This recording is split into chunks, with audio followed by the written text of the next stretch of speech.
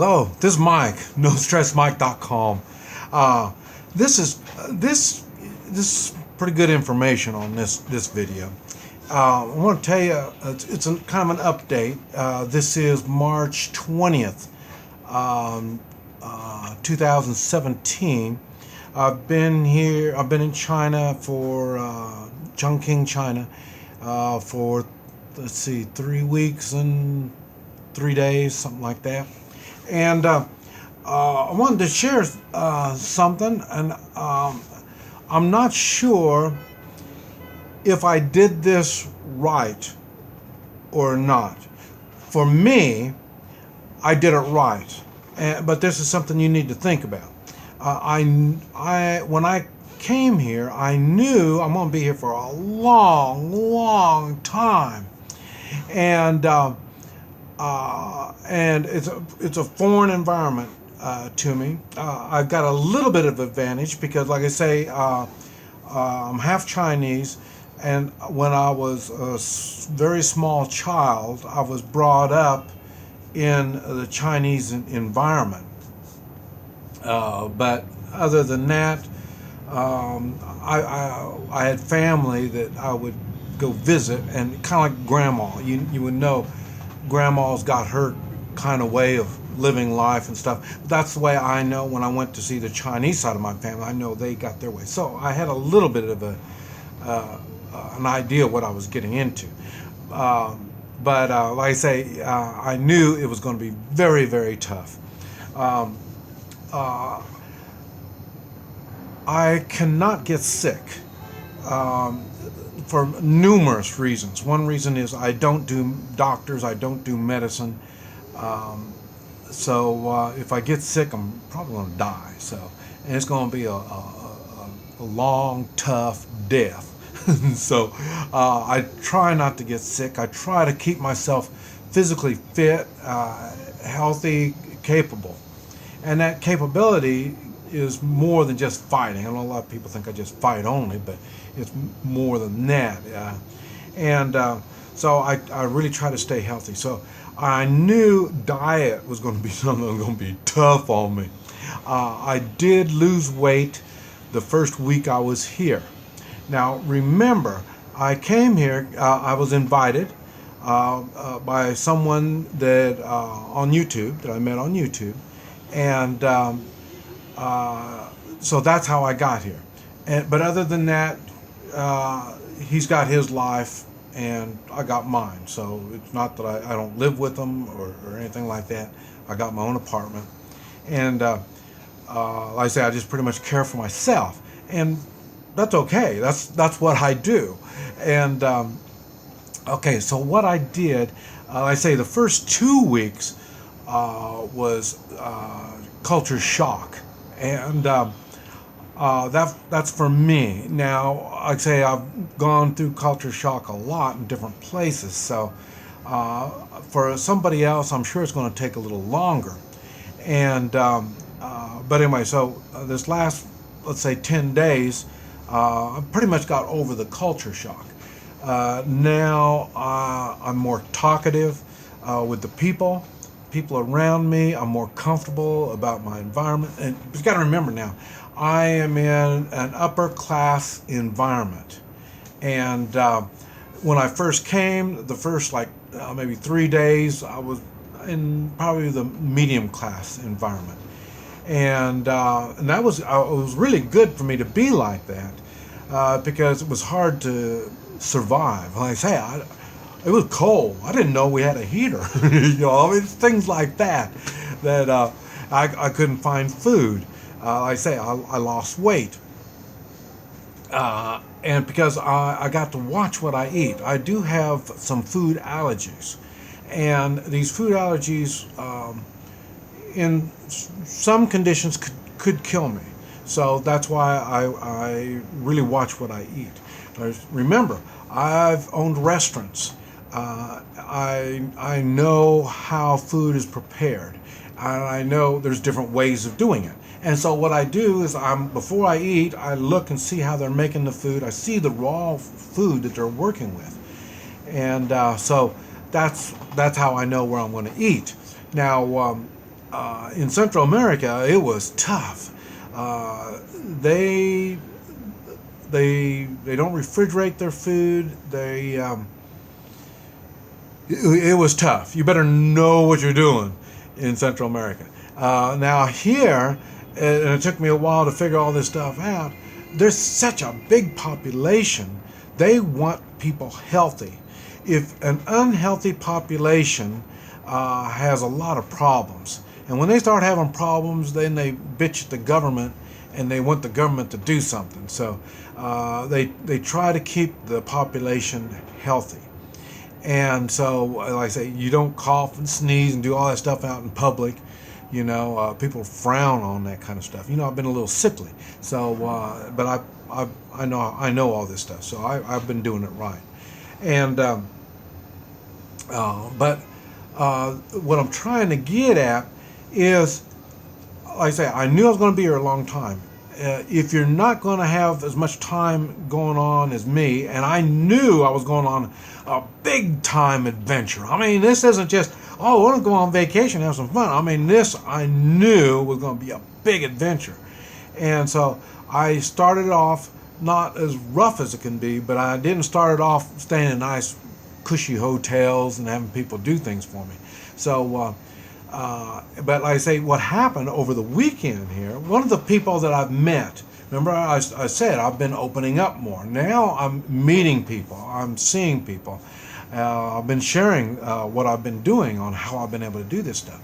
And so I met somebody, and we went out over the weekend.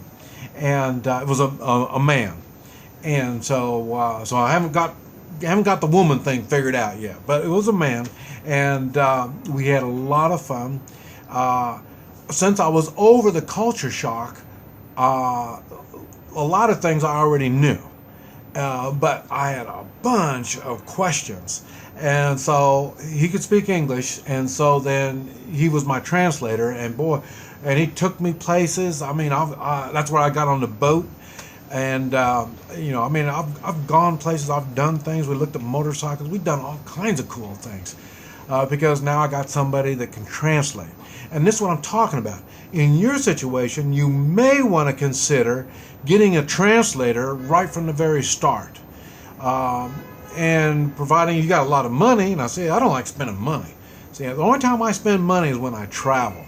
And so I'm not, and I tried to base my life not on money. I tried to base my life on doing things. And see, that's another thing. Once he saw my Hoi Chi, he freaked out. And so, once you see what I'm doing and know how it helps people, it helped him, and now he knows he can help others. And in exchange, he helped me.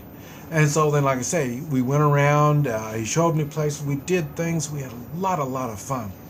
And that might be the thing that you might want to do if you're going to have, if you're going to be on 2 weeks, you think you're going to come to China for 2 weeks, you probably need to be on a tour. You need somebody to hold your hand and take you around, feed you, and give you housing and all that kind of stuff. And but like I say, if you're going to spend any kind of time, you may want to have a translator with you when you start, and have you start learning things. I'm sure you're going to learn things a lot faster than what I did. But like I say, I wanted I knew this isn't going to be the end of my culture shock. I'm leaving, this is Monday. I'm leaving Friday to another part of China. I'm going to be going closer to Tibet. I'm going away from all the places that most tourists go. That's why people don't speak English out here.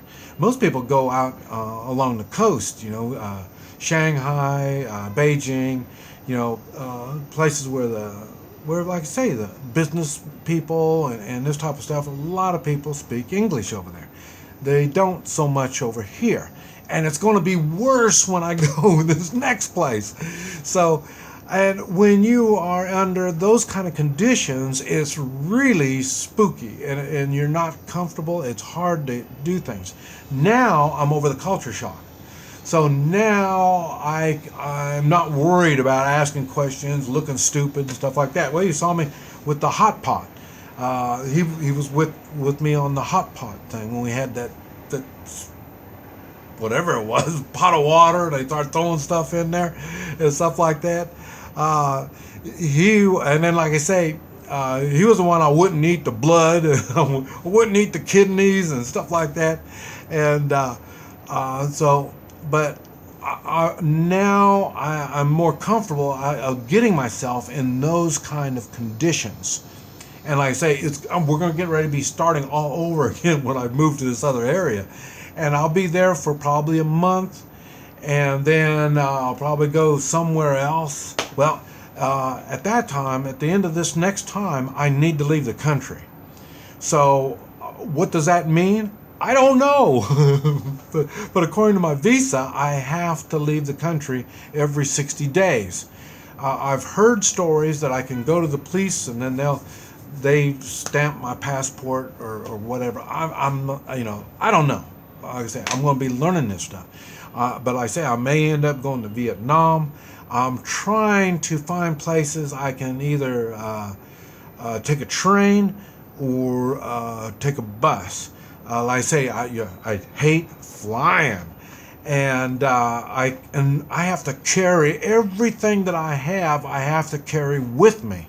That's another disadvantage about traveling.